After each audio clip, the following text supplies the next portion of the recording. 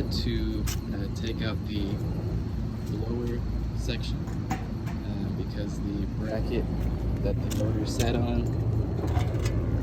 was completely cracked. You can see that crack there. So we had to replace that bracket as well as the blower wheels. This is what remains of one of the wheels. You can see all of the blades just completely obliterated. That's one wheel. This is the other wheel. Just see how terrible that looks. So we had to take out the whole assembly.